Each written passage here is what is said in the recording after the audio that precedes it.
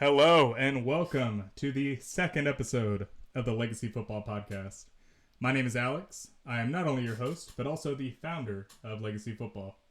Today, as our first ever guest of the Legacy Football Podcast, I am excited to welcome in one of my best friends and someone I've known for over 20 years, Jordan Botha. How are we doing today, Jordan? Man, we're doing great. So awesome to sit here and be here with you, man. We've been talking about this for so long. I know we had a little opportunity to do this a couple years ago and it kind of fell through the mud. But the fact that we're sitting here finally doing this now with this platform and all the work that you've put into this, man, I'm ready to go, dude. I'm fired up. Hey man, I couldn't echo those words any more than you just did. Um, just two close friends, man, talking shop, talking football, nothing better. So Jordan's been in one of our legacy football leagues for about 5 years now, and I just got a question for you, man. How is the legacy scoring aspect of fantasy football different than any other fantasy football leagues that you've played in? The biggest thing that I've noticed with the legacy format is I feel like the legacy format is the most competitive format. Just speaking overall from the legacy to the dynasty format compared to a traditional year to year format where your roster is overhauling and changing every year.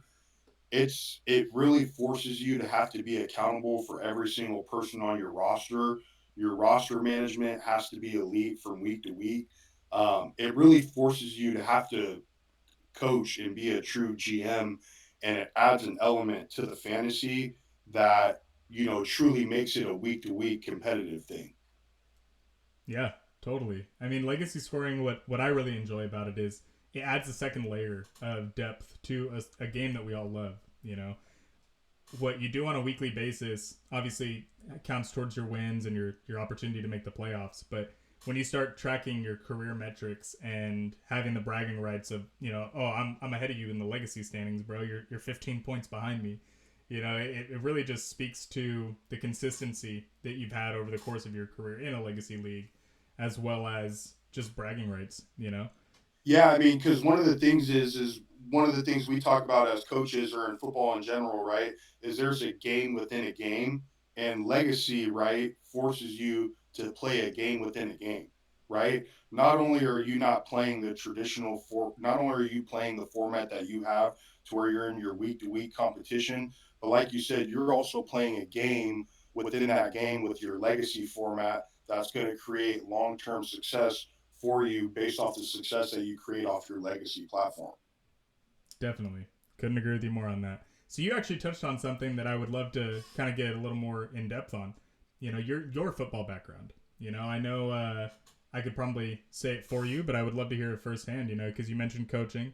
So if you could just talk a little bit about your football experience, not necessarily fantasy, but just how you got into the sport of football and your love for the NFL and all things football. Yeah, absolutely. That's a really good question. Obviously, as you know, being that the fact that we've known each other for a long time, my dad was a coach. He got me involved in football from a very young age. So I started playing football from the time I was 5. Played at Del Campo where we went to high school at. Was fortunate to play at the college level for a brief period of time. Unfortunately, some injuries and some of my own wrongdoing myself kind of shortened that career, which led it into, fortunately, a career into coaching. And that's currently what I'm doing right now, coaching at the high school level with the hopes of being able to coach at the college level, as I've previously coached at the college level before too. But no, I mean, to put it short, I've been involved in the game since I was 5 years old. I love the game. My family's been involved in the game. Like I said, getting involved in the fantasy aspect of it from the time I was at the end of high school to still now. I still play in our league that we have, and currently the league that I have with my family that I know that we're going to get into a little bit later as well. But no, football is such a great game. It teaches you so many lessons that's just outside of the game itself. It's allowed me to build relationships with people, that has helped me, whether it's in the facet of getting a job, whether it's being somebody's best man at a marriage. Football unlocks so many different avenues outside of just the playing field itself.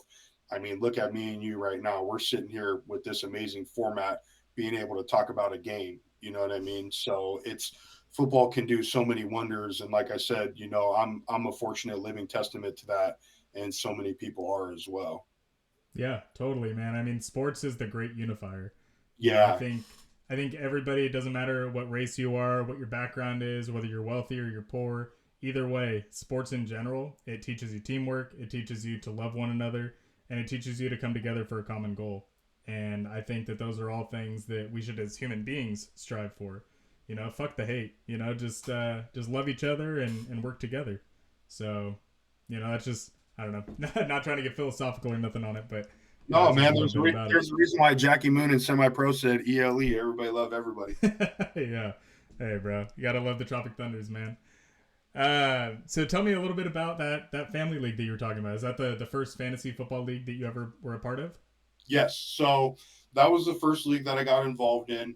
I believe this was at the end of high school. This was around 2010, 2011. So it's your traditional format. It's through Yahoo Sports. One of the wrinkles, because my brother is a commissioner, my older brother Zach, one of the wrinkles that he has added to the league that's different than your traditional format is there is a ton of bonuses involved with players. So it is one of those formats that it is a very high volume scoring format. So for instance, if you have a running back who rushes for 100 yards, you get a bonus. If you have a quarterback who throws for 250 plus yards, there's a certain bonus. So I guess that kind of adds the wrinkle to get it out of kind of that traditional format. But still, that was the first format of fantasy football that I got introduced to, and it was basically kind of a fun way for our family members who had moved to the East Coast at that time. It was kind of a way for us to stay connected with them and be able to kind of have that competitive atmosphere through football, and the fantasy format was really, really popular at that time and taken off. And we just happened to be a group of people who hopped on it at that time as well too, and it took off. Yeah. No, I think 2011 is about when I got started as well, in a work league, not a family league. But the idea, the three main pillars that we have at Legacy Football, it starts with camaraderie, and there's nothing that keeps people together more, like we were just talking about with sports in general. But competing with your family and your friends, competing with your loved ones, you know, like to be able to keep that relationship with family members that move thousands of miles away and still be in contact with them weekly because you're either texting in a group chat or you're playing against them, so you're talking smack to your uncle, you know, whatever the case may be. You're just enjoying that family time and keeping that camaraderie together. And then competition, everybody's trying to win. You know, we're not playing for second place. This ain't no Ricky Bobby situation. You know, so I think those two, and then obviously the love of the game as well. You know, somebody like yourself, obviously, that's been involved in football in some capacity since you were 5 years old. You know, it's a huge boost to the overall, you know, sport of football when you have people that love and care about it so much. So I couldn't agree with you more on that. So how many leagues do you typically play in? You got the family league, you have our league. How many other leagues do you play in? So traditionally, I've played in two leagues. Um, as recently as a few years ago, we had the ESPN formatted league that you had, if you remember. But we recently had just ended that league. So I was up It at was one after point. after your auto draft team won the championship. We Yeah, couldn't keep them yeah, in it. that's a conversation for another day, or if we have some time a little later in the podcast. My nickname in some parts of this world is also known as auto draft as well too. We won't get into that. But no, I mean, traditionally, I've been in two or three fantasy leagues. I've stayed in the Yahoo one with my family since we've begun. And then as recently as 5 years ago, I believe, as we mentioned, I've been in the format that we've been in. For me, just being honest, I know there's some people who can be in three, four, five, sometimes six, seven, eight formats. I know my older brother is one of those people who tends to be in four, five, or six leagues. Unfortunately, just with my time commitments with actually coaching football during the season, for those people who coach the game who understand what that schedule is like from about June to January. It's just really tough to have to make that commitment on all formats, especially with how serious we take our league. I mean, we know. I mean, I've gotten the friendly text from you in the past on a Wednesday going, "Hey, JBO, you might want to check on that tight end. Tight end's looking empty." So, I've had those friendly nudges in the past too. So, I understand the competitive nature of the league that we play in too. So, if you're not committing to what we're doing in the league, like you're going to hear about it as well too. So I think I try to respect that as much as I can too, and with that understanding, probably two leagues is probably kind of where my happy medium is at. Yeah, I feel that, man. I typically play in somewhere between like 3 and 7.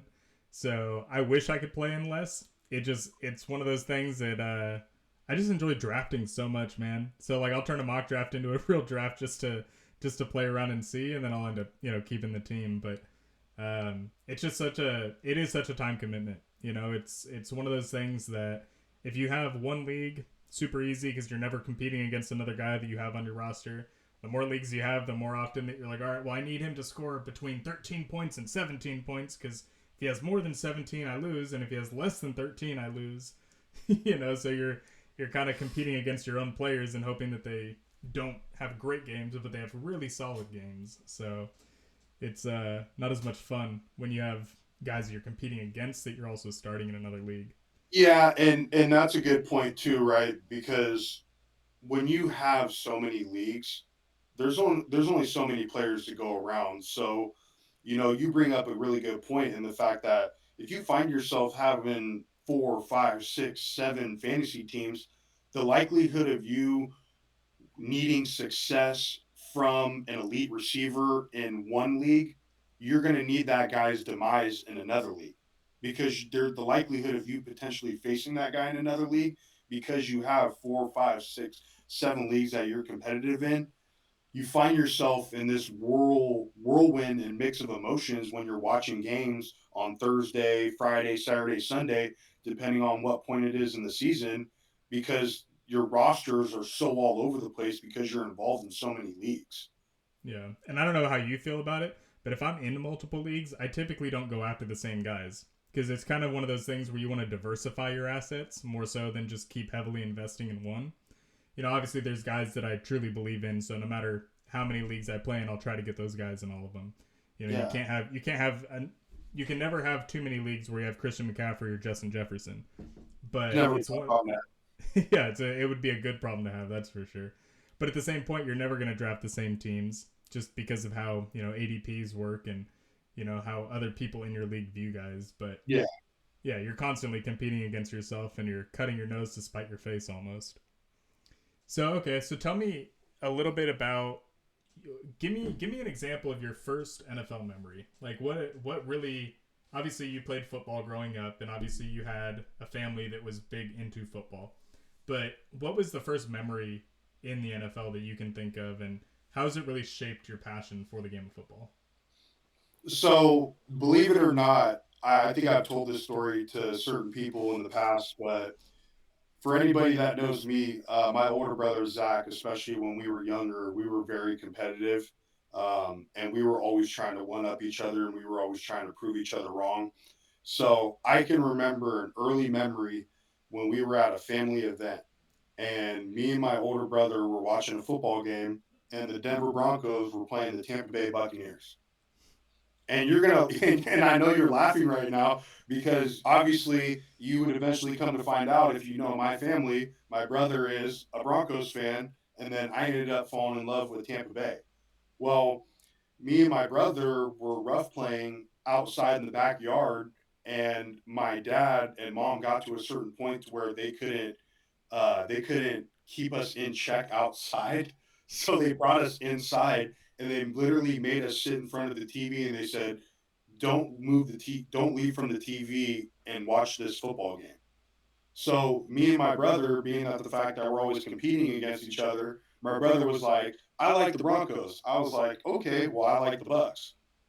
So they ended up playing that game, and I remember this because the Broncos ended up beating the Bucks in that game, And the quarterback at that time for the Bucks was a guy by the name of Sean King, who actually ended up being a pretty good quarterback for the Bucks during the Tony Dungy years.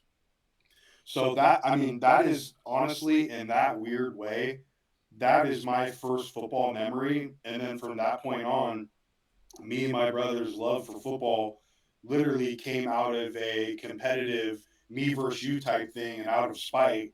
And then it ignited our love for football in some weird, crazy way. Okay. So then, okay, how did you end up becoming a Niner fan then? If you started out as a Bucks fan, how did you Yeah. jump ship to another NFC team? So, and honestly, this is a really good question. What happened for me and once again, for the people who know my family, everybody on my mom's side was born and raised in the Bay Area. So everybody on my mom's side naturally was a Niners fan.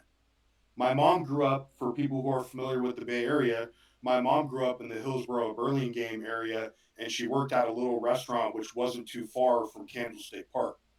Well, my mom, in that period of time living in the Bay Area, she ended up meeting, John Taylor, Steve Young, Jerry Rice, some of these guys who we would know in 49ers history, some of the greats. And she would get bandanas, she would get signatures, she would get presents from these, players who played for the Niners because she worked at a local, really well known restaurant in the area. So, naturally, in the background, my family was always 49ers fans. Hmm. Well, if people remember Tampa Bay, after Tampa Bay made their last really good run when I was growing up in 2002, they had won the Super Bowl. Well, after that period of time, there was a little bit of some rough years with the Bucks. They would eventually fire Coach Gruden, and then I believe the Glaziers would end up selling the team to a new ownership. So at that time, I can't pinpoint exactly what it was, but I was just transitioning out of what I thought was my love for Tampa Bay, because all the guys who I came to love and associate with Tampa Bay had either been moved on from the new ownership or they just went a completely different direction. You're talking Warren Sapp, Derek Brooks, John Lynch, Rondé Barber, Simeon Rice, Warwick Dunn. I mean, these are some of the greatest players in Tampa Bay's history. Hmm. So I think at that age, there was just a lot of change and dynamic going on with the franchise. And I think I was in a weird fandom point at that moment too. And I had had a lot of pressure just from my family because they had always thought I was a little different for being a Bucks fan. And so it became that thing like, hey, Jordan, come on home. And, Yeah. I sold out and Jordan came on home. And to celebrate that, I've had 3 Super Bowl losses. And I think the last 12. So, like I said, it's a great trade off. So I think I'm having to pay for it still right now. But I mean, that's how it all ended up coming together. Well, I'll tell you what, man. As a Raider fan, I'm happy I didn't know you when the Bucks beat us in the Super Bowl, because I would never have heard the end of it. I'm sure. Okay, but here's the problem with that though. I'm glad that you bring that up because part of the problem that I had to deal with and live with as a Tampa Bay fan was everybody wanted to put an asterisk next to that Super Bowl for Tampa Bay because they said the only reason why Tampa Bay won that damn Super Bowl was because John Gruden was the head coach the year before and he knew all the plays. Well, he did have a pretty easy way of shutting down Jerry Rice and Tim Brown. Like when you And, when you when you've been coaching them for the last couple years, it's you kind and of got here's the the inside thing. scoop. I can't take away credit for that as obviously, understanding the way that certain things work in the football background. Like, yeah, I mean, did John Gruden have some type of competitive advantage in that game? Yes, but I mean, as we would see with the way that the final score ended up being in that game, I think there was more that went into it than just that competitive advantage. Once again, that's something that we could probably go into, another day. But that's something that I had to live with as a Bucks fan too. Was not even being vindicated of our one Super Bowl, considering that Tampa Bay has one of the worst franchise histories out of any, professional football franchise, right? Hmm. Like, you're trying to take away the one thing that they did in 2002, so that's something that also has to be taken into consideration for people who are Tampa Bay fans. Oh, for sure. I mean, at the end of the day, man, championships are forever. You can put an asterisk on it all you want, but they still got the ring. They still got the title. There's plenty of other NFL teams that don't have a single trophy in their trophy case. So the Bucks are doing just fine now with their second one coming a couple years ago. Yep. Good point. But yeah, either way, I'm sure that the Niner faithful, the Bang Bang Niner gang, all feel the same way about jumping ship from another team to come to the Niners. So I got you, bro. Don't worry. Oh, all, hey, all trust Niner me. fans are Hey, bandwagon fans, trust bro. me. I love how you had to add in that little slide bang bang at the end of that. Because all I've been hearing is bang bang no ring, bang bang no ring. Ever since I came back from work because I took the day off after the Super Bowl, obviously just because of had nothing to do with alcohol related reasons at all. But yeah, all I heard for the week after was constantly bang bang no rain. Oh, I love that, man. I haven't heard that yet, but I definitely love that one. All right, hey, so that brings me into a perfect segue into my next question. So obviously, football is a very emotional sport, and clearly after the Super Bowl, you're a very emotional person. Yeah. How do you? Well, if anybody knows you, you're always an emotional person. Yeah. I was like, where are you going with this? Where are you going with this, Alex? But how do you handle the highs and the lows of a fantasy football season emotionally? Honestly, that's a really good question. The thing is with that is you have to be realistic about your roster and you have to tamper expectations. If you understand going into the season that you have certain limitations on your roster and you're not doing something in a way to be able to change that to where you are let's use you for an example. You have traditionally been okay with taking risks in fantasy in order to get yourself over the line to where you feel like you can win a championship. For sure. Like in our format, you have to be willing to take risks. Mm-hmm. And I guess and that's kind of getting off of the question a little bit of how do you manage the emotions of the season. It's the same thing, right, that you have to tell that the coaches tell their players. It's a long season. You have to understand where it is that you can take advantage of your matchups in the season, right? Because so much of what we do, right, is there's certain things that you can control and there's certain things that you can't control. One of the things that you can control is when you do see that you have a favorable matchup, right? And when you have a week that you have a favorable matchup in your fantasy league, that's a week that you have to be a great head coach or a great GM and you have to make the right moves. Mm-hmm. Because in a league where, a point or anything can make the difference, making that flex position, whether it's a running back or a receiver for a guy, depending on if it's a divisional game or if it's versus a lesser opponent, like you have to take all those things into consideration and you have to manage your emotions while you're doing that, right? Maybe you're a fan of a certain team or a certain player and you get a little bit more emotionally tied or more emotionally vested into a player because you just tend to have a little bit more belief. Oh, that's my guy. He's playing for the Niners. We have a favorable matchup versus the Cardinals this week. I know what he's capable of doing. But at the same time, it could also go the other way, right? And might not work in your favor. So then emotionally, then you have to find yourself going back to the drawing board and figuring out what it was that got me back to that decision. So you have to find a way to tamper expectations as you progress throughout the season and know when to pick your battles as far as feeling like when you could take advantage of your matchups during the season. Yeah, so to that exact point, in our LBS league, the League of Beer and Spirits, where I was competing for a championship this year, right before the trade deadline. It's a keeper. It's a keeper league. It's a contract league. I'll end up doing a future podcast on contracts more specifically, but essentially, you keep about 13 players at max based on rookie contracts and such. And I was going all in this year, and I Yep. looked at the matchups and I looked at the championship week 17, and I saw AJ Brown had a great matchup against the Cardinals. So I was like, all right, I'm going all in on this.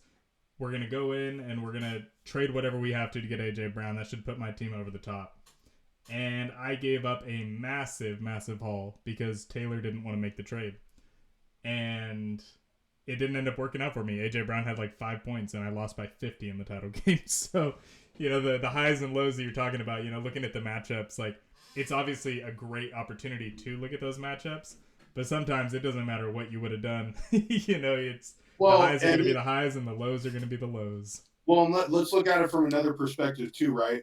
I was in a similar situation from a different aspect this year. I was in a position where I had a lot of injuries this year, and I had guys on my roster who you would consider older or fringe on whether or not you want to trade and rebuild and get picks, or if you still want to make a chance at the playoffs. Mm, Because as we know, the division that I was in our league this year, fantasy wise, was a down division this year. So it was basically up until the end, it was basically anybody's to win mm, for the most part. So I had to look at a roster that had guys like Derrick Henry, Devontae Adams. I had certain people on the roster that were fringe guys with age, and for the first time, their production is starting to slowly decline. And part of that is kind of one of those things to where we talk about, and this is where it goes back to the tampering the expectations and your emotions. We know what the Titans and the Raiders both look like this year from the quarterback position and just from an offense itself.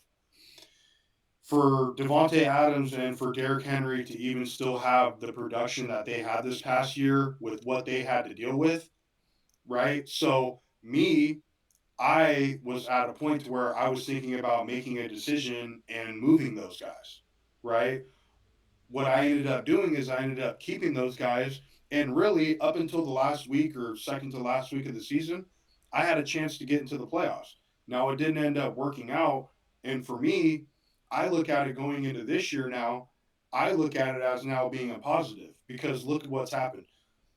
The Raiders ended up deciding to hire Antonio Pierce. Now that we're talking about it from a true football perspective, mm. there's a lot of hype, as you know, as a Raiders fan. There's a lot of good energy around the organization right now, right? Definitely. And there's a lot of talk about them potentially drafting a quarterback or moving up. Obviously, we know about the relationship and the connection between Jaden Daniels and Antonio Pierce from the Arizona State days. So yeah, I know, I see you, baby. So those are all the things that you just have to take into consideration and expectations when you look at the big picture. Yeah, totally. I couldn't agree with you more on that. Okay, so now that we're kind of talking about players and such, do you have any sleeper picks this year? I know obviously we play in a couple leagues together, so I'm sure you don't want to give out too much of your draft strategy. But who do you think is going to end up being somebody that's going to go under the radar but have a really productive season? You know, I'm gonna pick out a specific guy here shortly, but I think overall, and free agency just told us this as well too. The running back position in this class is how do I put it for better lack of words. This class is not very well respected, and the experts do not view this class very high. Hmm. Um, there is it was very noticeable by the way how, and we talked about this off the podcast in our chat that we talked about with all the guys, right? The amount of movement that happened in free agency for the running back position even was alarming to the experts, the people who you hear about on ESPN. They were even surprised to see the type of movement they saw with the running backs in free agency. So I, it ends up happening with the receiver position too. I think what ends up happening is because the NFL and football in general has turned into such a pass favored game and such a pass oriented game, and the game is spread out now, and you have three, four, sometimes five wide receivers on the field. The reality of the situation is opportunities for running backs and touches are very few and minimum. So these guys are being evaluated and put on a pedestal that I think is to some extent unfair to where these guys can project. And I can't think of it off the top of my head, but there was a recent one that we just showed with the guys in the chat. I think it was the class with Najee Harris, Travis Etienne. I mean, there was four guys I think drafted in the first round in that class, and not one of those guys has stood out head and above as being an elite running back. Mm-hmm. So people get scared because they feel like even when you have a year where you have what's considered an elite class of running backs, people are hesitant to want to make a decision. But the guy who I really like is the running back out of Oregon. His name is Bucky Irving. If you look at his stats, he's gone back to back years with over 1,000 yards. He originally signed to the University of Minnesota. He was a transfer from Minnesota. Um, a lot of guys who have been in Oregon's system have been able to translate into some form of success from the running back position. And the other thing is too about Bucky that I really like that I think can translate to Sundays is he's got a really good body size, body frame for that running back position. He's at 5'10", 195, 200 pounds. He runs really well. He runs good through contact. And then the thing that I really like about him is back to back years, he's over 6 yards per carry. So being able to have a guy that you know can get you 5+ yards a carry, I mean, obviously that number is probably going to be subject to change in the NFL with that type of competition. Mm-hmm. But I mean, if you can get a guy who's constantly putting you in second or six and less, as a running back, if you got a guy who you know can get you 4 carries or more, like I said, I mean, you can never go wrong with somebody like that. And I think Bucky Irving is going to be one of those guys who's going to end up making a team really happy. I think if he fell to a team like Houston, I think Houston's a team to look out for with him. I wouldn't even be surprised if the Chargers. I know we've talked about the Chargers with Harbaugh being there with a guy like Blake Corum, Mm-hmm. but obviously you can tell with some of the moves that LA has made in the offseason, they're looking to get bigger. They're looking to get more physical. They're trying to impose their will running the football. So I wouldn't be surprised to see maybe a guy like that land there too. But that's a guy who I really like, who I think has surprised some people in this year's draft class. Okay. And if you were an NFL GM, how high would you take Bucky Irving? What round? So I think this is once again where it becomes how much you like the guy versus where you think he's going to go value wise. Mm-hmm. If I'm the Chargers or if I'm the Texans, I wouldn't hesitate to draft him in the third round. If he's sitting there in the third round, I think he probably has, if I looked him up right now, I would say if I had to guess, he probably has anywhere from probably a 2 to a 4 grade as far as round goes. Mm-hmm. But yeah, I mean, if he's sitting there in the third and fourth round, I mean, like, let's just say, I know I keep going back to this team because this is the team I think about off the top of my head, but um, look at what Miami was able to do with. I don't know if I'm pronouncing his name right. I believe you had him on fantasy, Devin Devon Osh, Achan? Devon Achane. I mean, look at that change of pace guy that was able to come into the offense as a Mm-hmm. complementary guy to Raheem Mostert, and look what those guys were able to do to complement Tua in the play action passing game to free up the opportunities for a guy like Tyreek Hill or a Jalen Waddle. Mm-hmm. Bring a guy like that into Houston, because the other thing is too is um, the wear and tear of these guys because of how physical the game is now.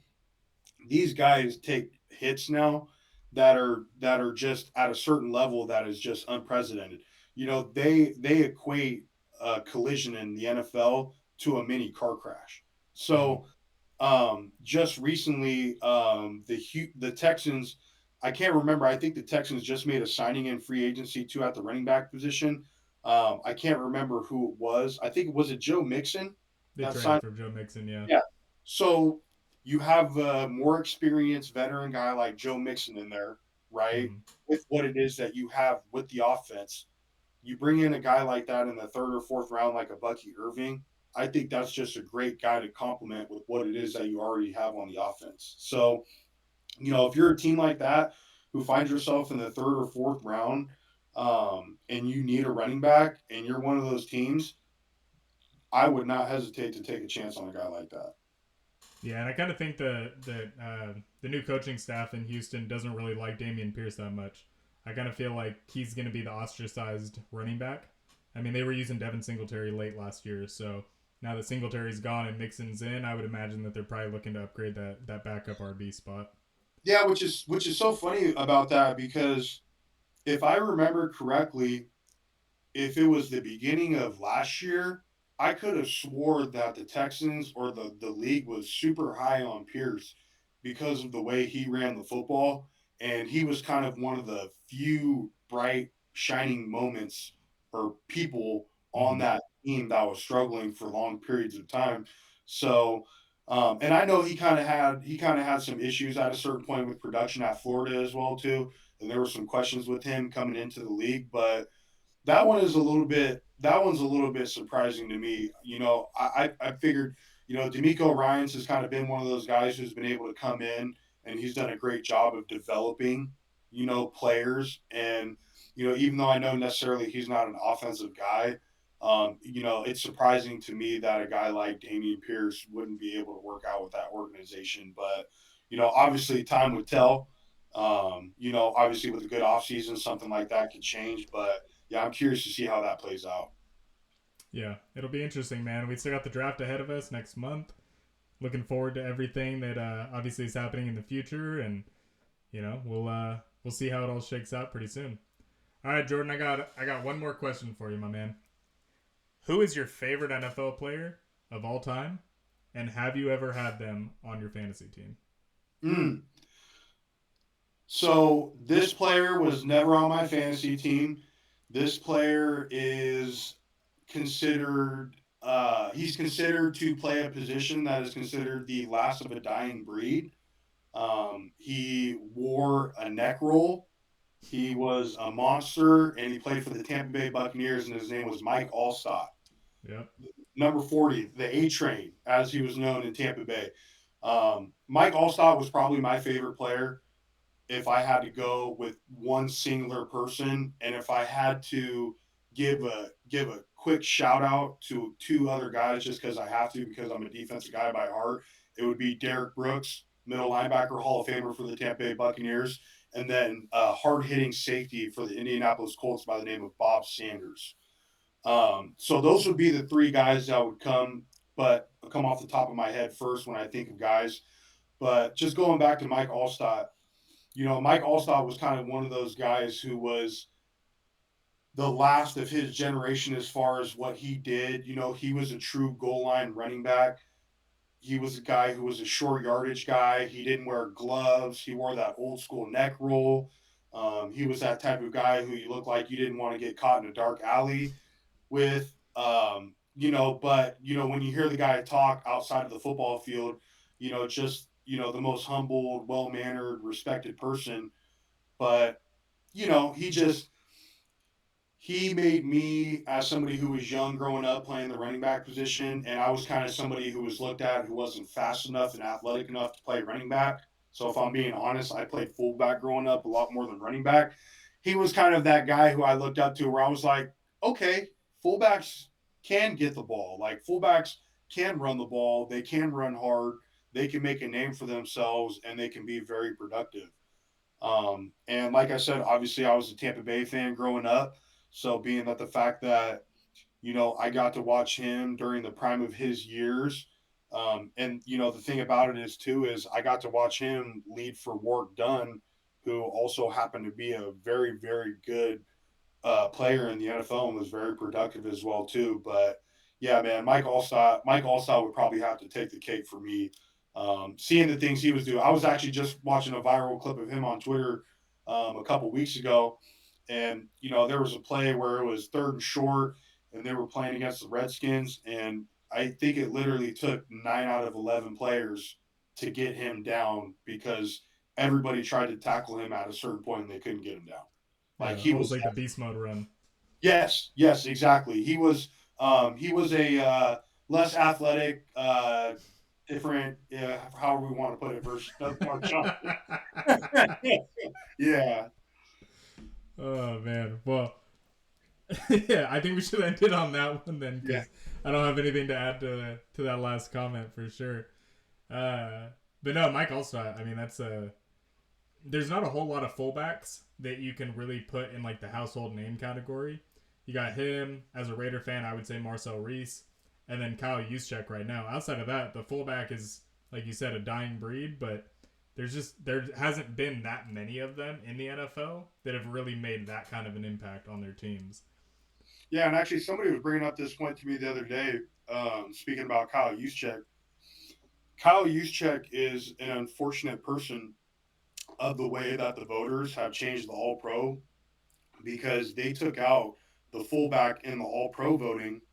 So if you look up Kyle Juszczyk, if you just like look up his bio or profile, he's like an 8 or 10 time Pro Bowler, and he's never won an All Pro. Or I think he's won one because he won it the year before they took it away. So if they never took away the fullback All Pro, Kyle Juszczyk would literally be a probably 8, 9, 10 time All Pro, and he would probably be an undoubtable Hall of Famer.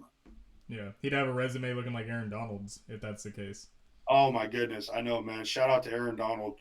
Thank goodness that the Niners don't have to deal with that 2 times a year anymore.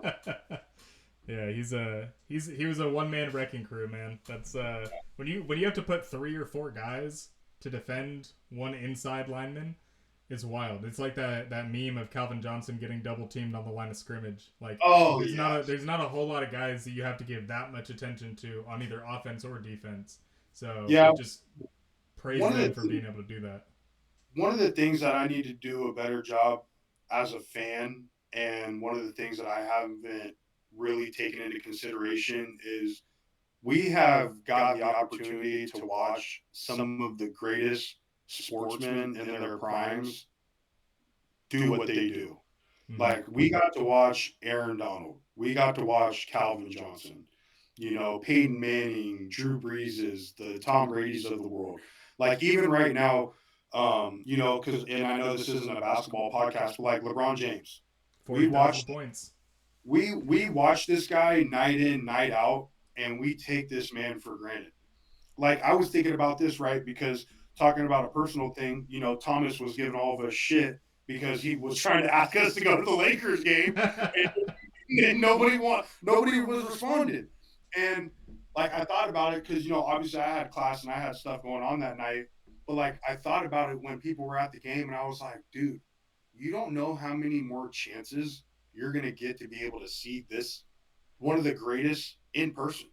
Mm-hmm. I don't, and I haven't gotten the opportunity to watch LeBron in person, and that's something that I want to be able to do a better job about with my fandom is being able to appreciate the greatness of these athletes when we have them. Yeah.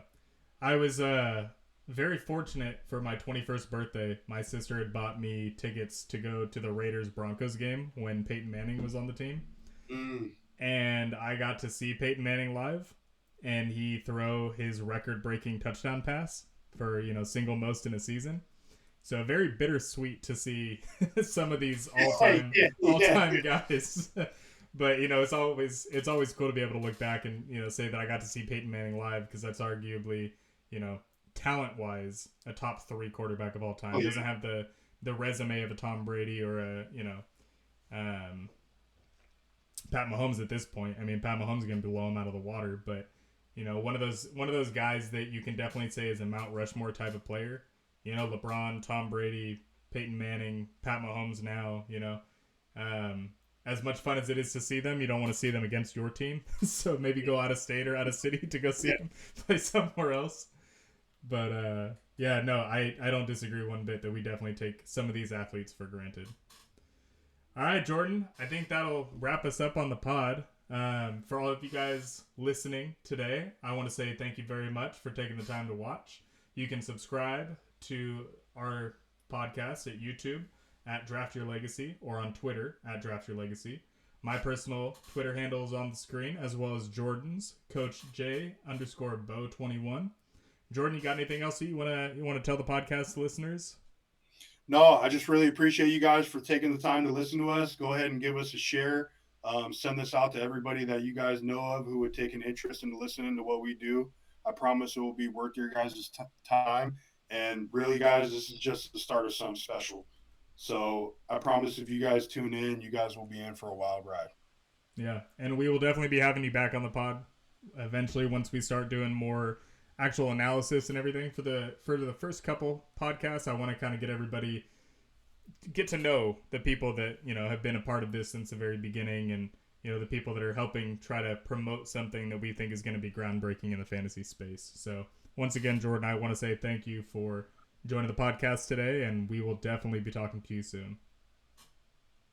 All right, brother. Take care, man. Yep, you as well. Thank you.